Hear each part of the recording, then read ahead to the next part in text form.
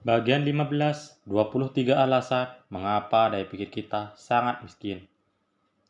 Kini kita dapat meringkas alasan-alasan mengapa daya pikir dunia ini sangat miskin. Memang ada beberapa tumpang tindih pada beberapa alasan tersebut, namun setiap alasan perlu untuk dipertimbangkan secara sendiri-sendiri jika kita hendak maju. Beberapa alasan juga dapat dikelompokkan secara bersama. Kesulitan dalam bidang sains dan teknologi. Kesulitan besar kita dalam bidang sains dan teknologi membuat kita sangat bangga terhadap daya pikir kita. Kita cepat puas. Bukannya sebuah sistem berpikir yang telah mampu memproduksi kesulitan-kesulitan spektakuler seperti itu tidak bisa disebut kurang. Sayangnya, alam benda yang tidak bernyawa beserta segenap efeknya sungguh-sungguh beda dengan alam manusia yang serba hidup. Dalam alam benda mati, benda-bendanya dapat dikenali, dapat diprediksi, dan konstan. Berbeda halnya jika kita berurusan dengan manusia-manusia. Manusia tidak dapat diprediksi. Ada pula peristiwa-peristiwa interaktif yang mengakibatkan tipe perilaku tertentu dapat dengan sendirinya mengubah reaksi-reaksi orang. Kesamaan yang paling mendekat dalam bidang sains adalah quark dalam ilmu fisika yang segera mengubah sifatnya kala diamati. Berbicara atas testus, bahasa Prancis tidak berarti Anda dapat tetap nyaman ketika berada di Inggris. Penting bagi kita untuk memahami bahwa semesta yang berbeda menuntut pemikiran yang berbeda pula. Tidak ada fakultas dan klasifikasi. Sebagian besar universitas tidak mempunyai fakultas ilmu berpikir, tak ada klasifikasi ilmu berpikir di toko-toko buku atau kebanyakan perpustakaan. Meski berpikir merupakan hal yang paling fundamental di seluruh perilaku manusia, hal ini tidak mendapat perhatian khusus. Kita berjalan dan bicara dan bernafas, berpikir diasumsikan sebagai sesuatu yang alamiah seperti halnya kegiatan-kegiatan tadi, dan oleh karena itu tidak perlu mendapat perhatian khusus. Jika tidak ada seorang pun yang menaruh perhatian yang khusus pada berpikir, bagaimana bisa melakukan terobosan-terobosan? Dalam kebiasaan dan metode berpikir kita, terdapat tingkat rasa kepuasan diri yang begitu mencengangkan. Hal ini harus diubah. Serahkan pada para filsuf dan psikolog. Filsuf-filsuf. Kita selalu menganggap bahwa mengurusi hal-hal yang berkaitan dengan daya pikir manusia adalah tugas para filsuf dan psikolog. Makanya tidak ada orang lain yang menaruh perhatian pada daya pikir, berpikir diserahkan pada para filsuf dan ahli logika. Filsuf-filsuf tidak punya pilihan lain selain bermain-main dengan kata berlaka. Mereka akan membagi dunia menjadi persepsi-persepsi dan konsep-konsep dan kemudian menjelaskan bagaimana hal-hal tersebut berinteraksi dan menyesuaikan satu sama lain. Tetapi kata-kata dan konsep-konsep yang ditemukan melekat pada aturan-aturan logika. Jika tidak, kesemuanya akan tampak seperti hayalan. Fokusnya ada pada deskripsi dan penjelasan. Sangat sedikit rancangan operasional. Peranti-peranti operasional berarti berpikir demi suatu aksi, bukan deskripsi. Dan kegunaan terbesar di persepsi tidak hanya diabaikan, tapi juga dinafikan. Logika dianggap sudah cukup. Dari waktu ke waktu, para filsuf memang mengatakan hal-hal yang berguna, tapi mereka tidak melakukan perancangan metode-metode berpikir yang lebih baik, karena mereka telah sedemikian gembiranya dengan apa yang mereka punya, dan karena telah ada anggapan, baik di universitas-universitas dan di tempat lain, bahwa kegiatan berpikir merupakan teritori para filsuf, tidak ada yang mericuhi, sebagai hasilnya sungguh-sungguh tidak ada kemajuan sejak 2400 tahun yang lalu. Sebagai contoh, kita masih percaya bahwa argumen adalah cara yang baik untuk menggali suatu pokok tertentu, meski itu adalah sesuatu yang boroskan waktu, mentah, primitif, dan tidak efektif. Ada cara-cara yang jauh lebih baik yang telah digambarkan di bagian sebelumnya di buku ini. Psikolog, ilmu psikologi bergegas-gegas hendak membuktikan diri sebagai pengetahuan yang real, seperti halnya cabang pengetahuan lainnya. Artinya ada ukuran. Ukuran itu bersifat objektif. Pengukuran merupakan basis dari semua ilmu pengetahuan. Ukuran adalah membedakan antara pengetahuan dengan mitos. Demikianlah psikologi jadi terobsesi dengan ukuran. Dengan mereka tes dan tahapan, obsesi tersebut tetap berlaku. Dari tes IQ hingga penilaian kepribadian. Mary Biggs. Hasil dari ukuran-ukuran ini adalah untuk menaruh orang-orang dalam kategori-kategori dan kotak-kotak introvert atau extrovert, intuitif atau judgmental, dan sesudahnya mereka mendekam dalam kotak masing-masing. Sekali lagi, ilmu ini menjadi sedemikian deskriptif dan menaruh perhatian yang teramat minim terhadap rancangan peranti-peranti berpikir yang operasional. Jadi, meski semua pemikiran tersebut mencengangkan, hanya sedikit saja andil ilmu psikologi dalam pemikiran yang operasional. Abai terhadap cara kerja otak. Kurangnya pemahaman mengenai bagaimana otak bekerja mengandung arti bahwa para filsuf telah membatasi diri pada permainan-permainan kata, sementara para psikolog hanya ada pada ukuran-ukuran. Kini kita memiliki pemahaman mengenai bagaimana otak bisa bekerja sebagai sistem informasi yang mampu mengatur diri, yang menciptakan pola-pola yang asimetris. Ini dipaparkan dalam buku saya, The Mechanism of Mind. Konsep-konsep itu tidak dapat dibuktikan secara langsung, tetapi konsep-konsep tersebut menyediakan basis untuk merancang peranti-peranti. Peranti-peranti ini kemudian harus membuktikan efektivitasnya saat digunakan. Sebagai contoh, satu peranti pemikiran lateral, yaitu peranti kata acak, telah melahirkan 12.000 ide baru dalam satu siang. Untuk pertama kalinya dalam sejarah manusia, kita memiliki penjelasan logis mengenai kreativitas ide. Kita kemudian dapat mengembangkan peranti-peranti yang dapat digunakan untuk kreativitas secara sengaja, daripada harus menunggu-nunggu suatu momen atau bakat yang mengagumkan. Komplotan tiga pemikir Yunani. Tiga sekuan Yunani merancang dan menciptakan peranti lunak untuk daya pikir kita hari ini. Mereka tentu saja Socrates, Plato, dan Aristoteles. Mereka melakukan sebuah pekerjaan yang sangat baik dan sejak itu kita telah terjebak oleh kegiatan ini. Socrates menaruh perhatian pada argumen dan pertanyaan-pertanyaan. Plato menaruh perhatian pada kebenaran. Aristoteles menciptakan kotak-kotak, kategori-kategori, dan pengenalan identifikasi yang dari situ muncul logika kotak kita. Ini merupakan suatu sistem yang hebat, setidaknya jika dibandingkan dengan sistem-sistem lain di sekitarnya di Eropa. Maka para cendekiawan dan pemikir banyak mengambilnya. Ini tetap merupakan basis peranti berpikir kita hingga kini. Tipe berpikir ini sungguh berkaitan dengan cara otak membuat pola-pola. Anda mengidentifikasi pola-pola dan kemudian menerapkan perilaku yang standar untuk pola tersebut. Kita memerlukan peranti berpikir yang baru bagi otak-otak kita. Persepsi yang terabaikan. Ini merupakan salah satu poin terpenting selama ini. Kita telah mengabaikan persepsi karena kita percaya bahwa logika adalah segalanya. Kini kita tahu bahwa tidak ada logika yang sehebat apapun dapat menentukan persepsi-persepsi awal kita. Jika persepsi-persepsi ini tidak memadai, lalu apa yang kita hasilkan hanyalah kegagalan. Tidak peduli seberapa hebatnya logika kita juga tahu dari riset David Penkin bahwa dalam keseharian 90% kekeliruan merupakan kekeliruan persepsi dan sama sekali bukan kekeliruan logika. Meski demikian, kita berkeras menekankan segalanya pada logika dan tidak melakukan apapun terhadap persepsi. Kita dapat melakukan banyak hal dari persepsi, seperti yang telah dipaparkan dalam buku ini.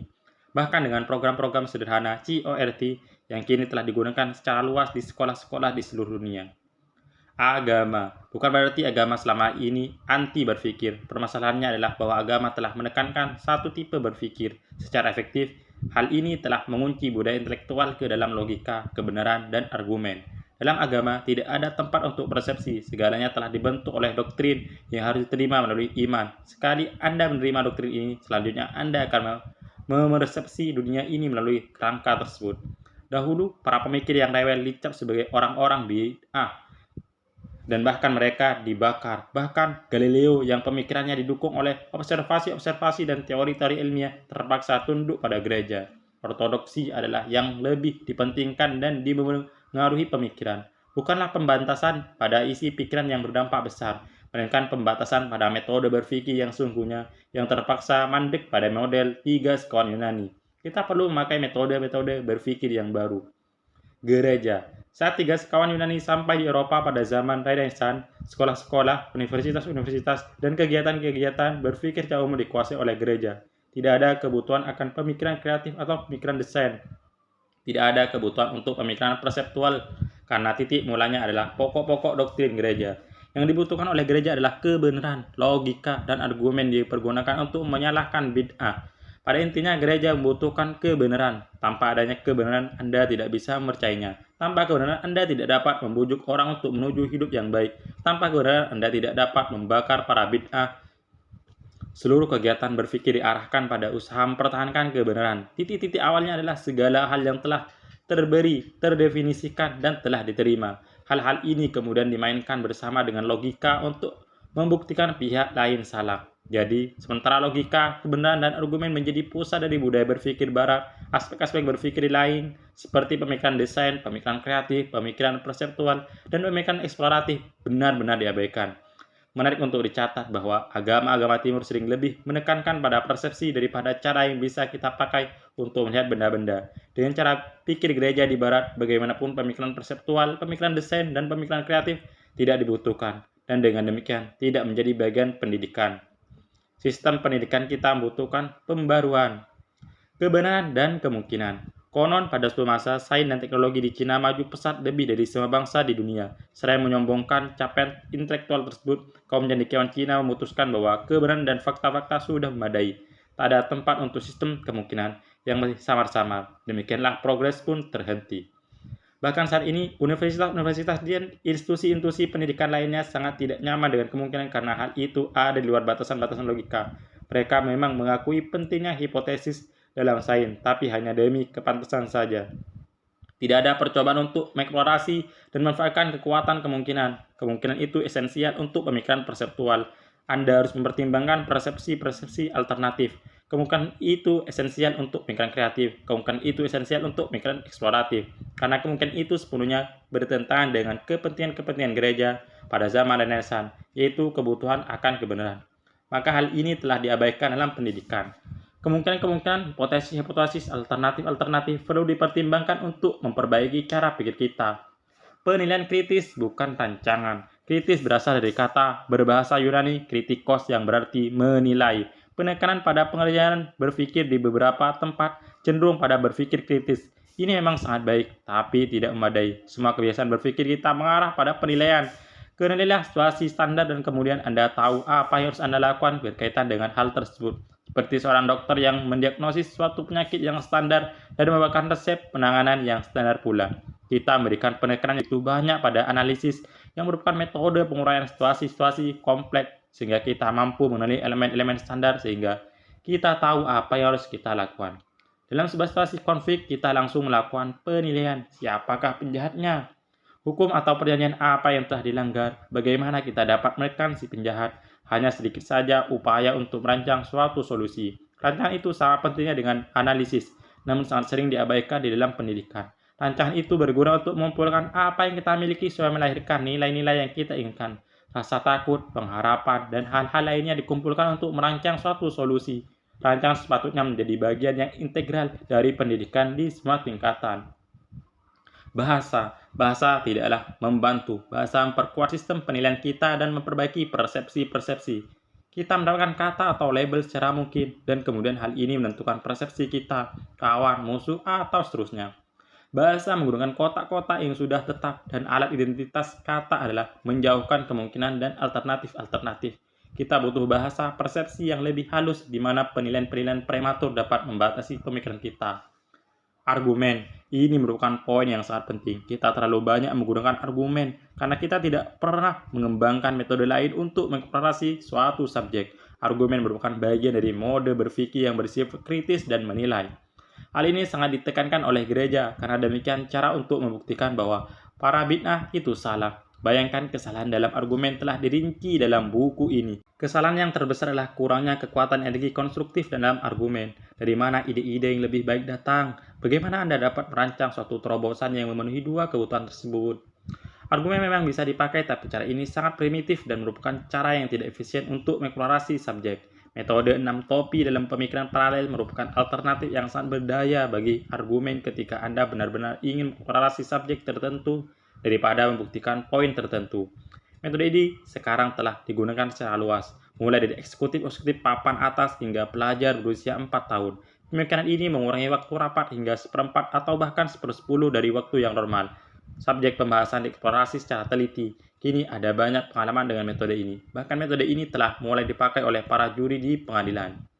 Demokrasi. Relevansi demokrasi terhadap kegiatan berpikir adalah pendasarannya pada kegiatan berpikir yang berfungsi untuk menyerang dan menentang. Penekanan pada aktivitas-aktivitas selama dan sesudah pemilihan adalah pada destruksi dan bukannya konstruksi. Sebuah pemikiran yang tidak menghasilkan apapun lebih sukar diserang daripada pemerintahan yang aktif. Pandai dalam menyerang bukan berarti bahwa Anda dapat menyarankan sesuatu yang lebih baik. Jadi, dari manakah kemajuan itu datang? Boleh jadi pada saatnya nanti demokrasi akan berevolusi menjadi model yang lebih konstruktif. Persidangan. Argumen merupakan pusat dari proses hukum. Pandai berargumen sepertinya jauh lebih penting daripada kadar validitas suatu kasus. Ada saat-saat di mana argumen merupakan model yang sesuai, tapi di kesempatan-kesempatan yang lain lebih dibutuhkan suatu desain. Ada kecenderungan untuk membutuhkan ADR atau Alternative Dispute Resolution, resolusi alternatif untuk perselisihan, dan mediasi pengadilan keluarga. Pandangan tradisional terhadap persidangan adalah bahwa satu pihak benar dan pihak lain salah. Pada beberapa kasus, ini sangat jauh dari kenyataan. Mungkin Anda benar dan salah di kedua pihak, terutama pada perkara-perkara perdata. Dibutuhkan persidangan desain yang formal yang bertugas untuk mendesain jalan keluar bagi kedua pihak.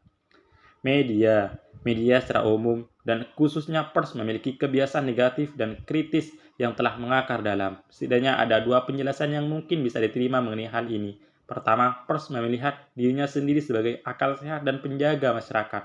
Pers merasa memiliki peran untuk mencegah tirani, pelanggaran-pelanggaran, dan hal-hal tidak masuk akal terjadi di masyarakat. Kedua, mode negatif tampaknya jauh lebih mudah untuk dikerjakan daripada mode yang sifatnya positif. Banyak wartawan dan editor tampaknya tidak mampu untuk bekerja dalam mode yang positif. Ada juga keyakinan bahwa masyarakat lebih tertarik pada hal-hal yang negatif daripada yang positif. Media dan pers perlu menjadi pemimpin dalam mengembangkan kebiasaan berpikir yang lebih baik. Pengetahuan dan informasi. Ini merupakan poin lain yang sangat penting. Kita meyakini bahwa apa yang Anda butuhkan adalah pengetahuan. Dengan itu, Anda dapat melakukan apapun. Dunia akademis telah menaruh perhatian pada deskripsi dan pemahaman. Jika Anda dapat memahami sesuatu, maka Anda akan mengetahui apa yang bisa Anda kerjakan dengan pemahaman tersebut. Ini adalah pendekatan peta. Anda memperoleh peta yang makin baik dari hari ke hari. Anda mengisi detail-detail dan jalan-jalan kecil. Setelah Anda memperoleh peta yang seperti itu, diharapkan Anda pergi ke tempat manapun yang Anda hendaki. Yang Anda butuhkan adalah peta yang bagus, bahkan meskipun Anda tidak belajar menyetir. Sekolah-sekolah dan universitas adalah mengenai pengetahuan. Demikianlah adanya. Komputer-komputer tidak berhenti mempermudah kita dalam berkomunikasi dan dalam menyimpan pengetahuan. Kemampuan yang sangat besar dari komputer-komputer untuk menandangi informasi mengandung arti bahwa penekanan pada informasi telah sedemikian kuatnya. Mesin pencari yang mengagumkan seperti Google dan Yahoo mengandung arti bahwa untuk pertama kalinya dalam sejarah, orang dapat mengakses informasi yang mereka butuhkan secara langsung dan secara spesifik.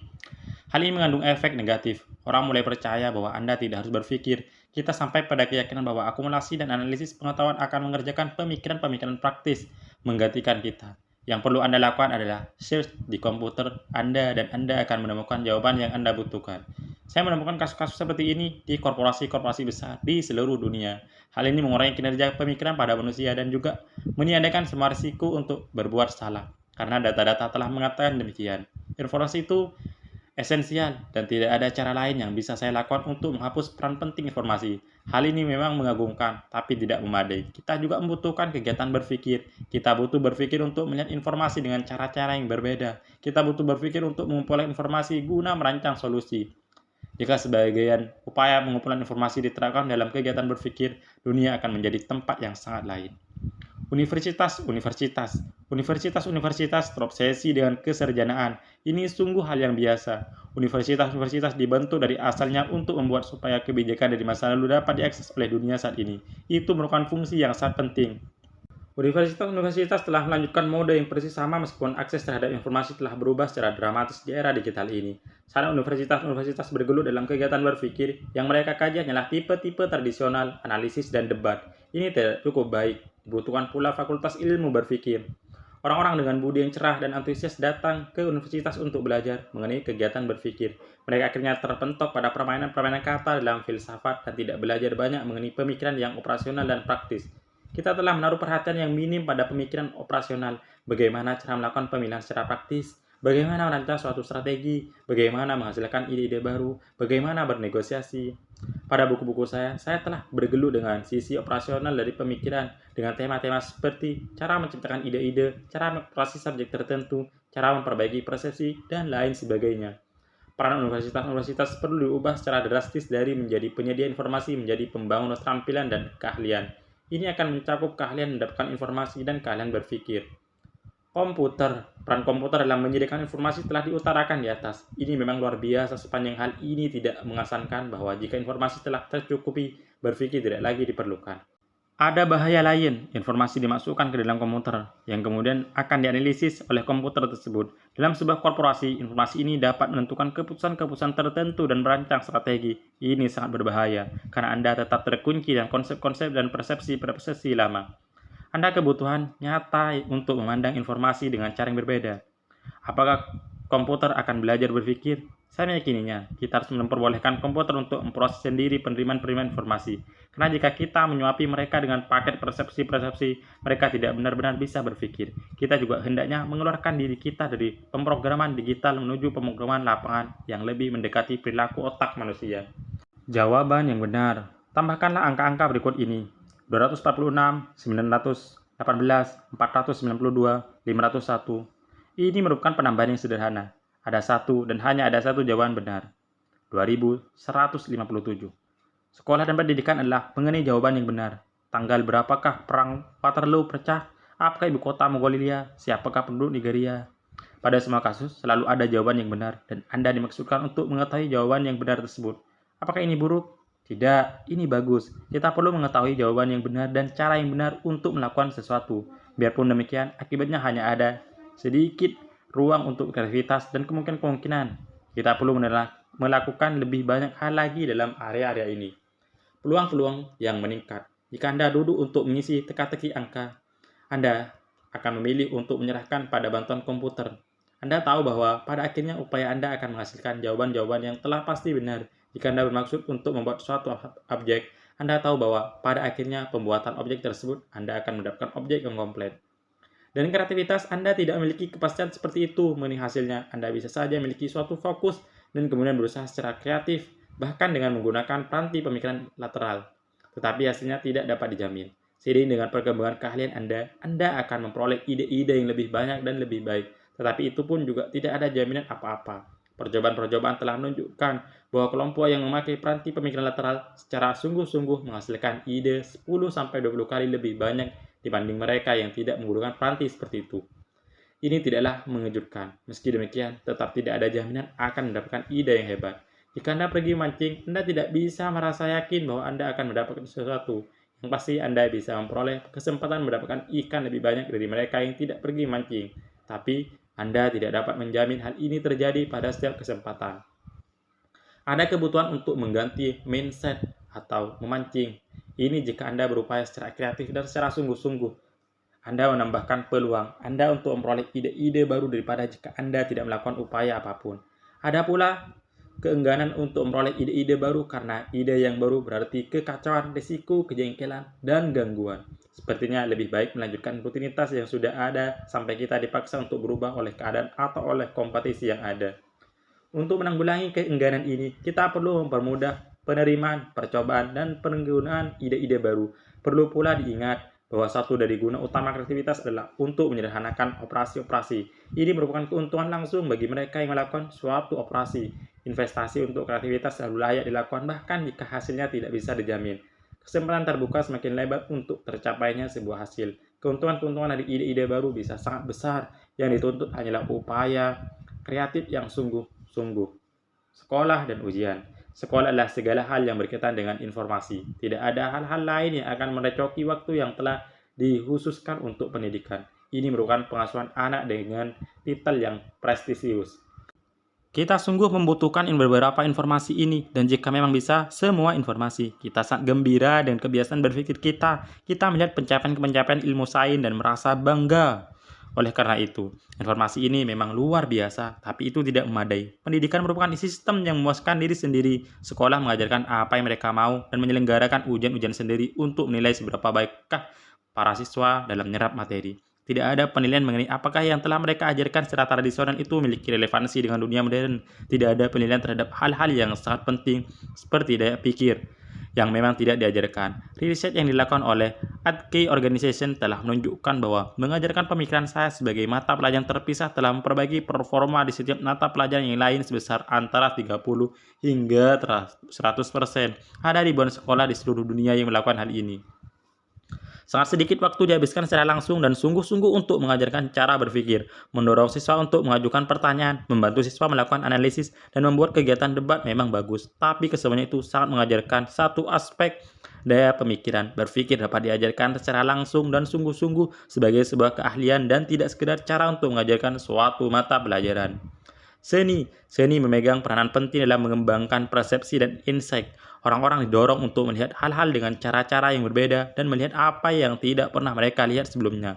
Dampak negatif dari seni adalah bahwa kadang-kadang seni memberikan kesan bahwa hidup yang nyata itu adalah semata-mata mengenai emosi, perasaan, dan biasanya juga kesedihan dan negativitas. Hal-hal tersebut memang sesuatu yang penting dalam kehidupan, tetapi hal ini disebabkan kita tidak pernah memberikan penekanan pada aspek-aspek yang lain. Seni dapat melakukan lebih banyak lagi untuk mendorong daya pikir. Kepemimpinan, dengan pengecualian pada beberapa negara Venezuela, Malaysia, dan Singapura, para pemimpin telah mengabaikan upaya-upaya mendorong daya pikir. Ini mungkin terjadi karena sebagian dari mereka tidak tahu apa yang harus mereka lakukan. Hal ini mungkin diakibatkan oleh para penasihat-penasihat tradisional. Mereka yang menolak setiap ide-ide baru. Tampaknya menyalahkan pendidikan. Masyarakat dinilai ini secara sangat buruk oleh pemimpin-pemimpin terpilih. Para pemimpin ini seharusnya menyelidiki apa yang bisa dilakukan untuk mengajarkan cara berpikir. Dalam pengalaman saya, mereka tidak memiliki ketertarikan terhadap hal-hal ini. Sebagai akibatnya, para pelajar dan orang-orang yang lain telah tercabut dari kesempatan untuk mengembangkan keterampilan berpikir. Ada pula kepemimpinan pada level yang lain. Badan-badan dunia seperti PBB membutuhkan pemikiran yang jauh lebih baik. Secara definisi, majelis-majelis perwakilan tidak akan sangat baik dalam berpikir, karena mereka hanya bisa mewakili pemikiran-pemikiran tradisional dari negara mereka sendiri.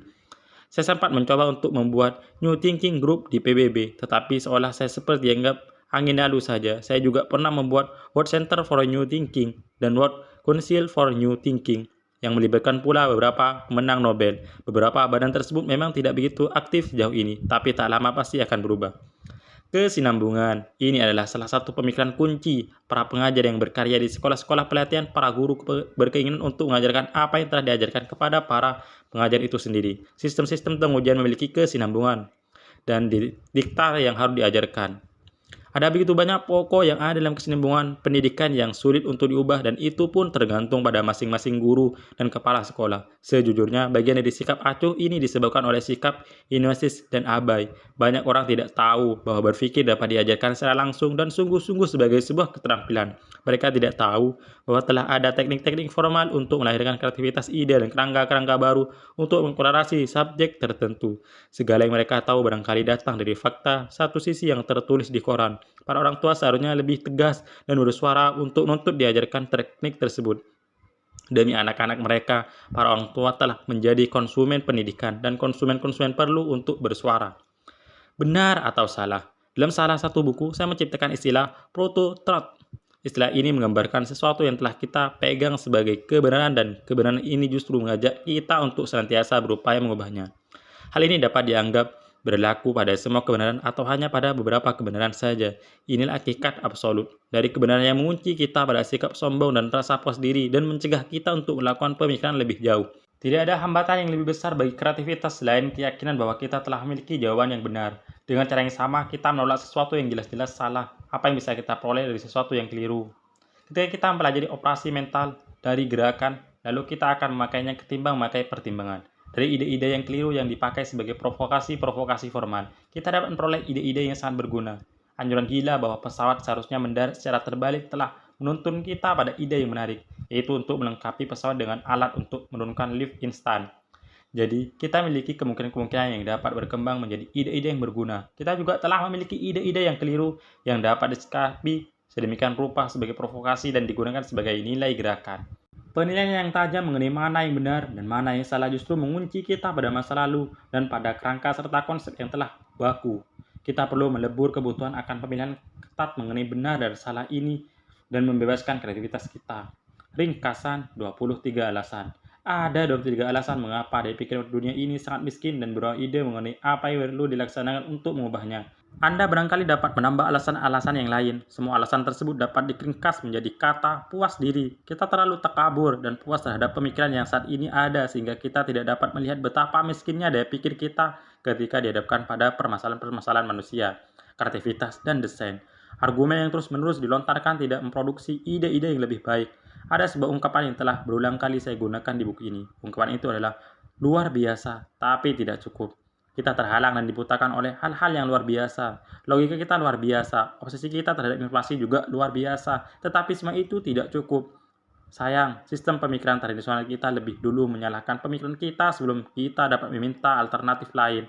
kepada sistem semacam itu. Sebagai gantinya, ini tidak selalu mungkin. Pemikiran yang ada saat ini tidaklah buruk, hanya saja sungguh-sungguh tidak memadai. Tidak ada misteri apapun mengenai apa yang bisa kita buat untuk menambahkan metode berpikir yang lain.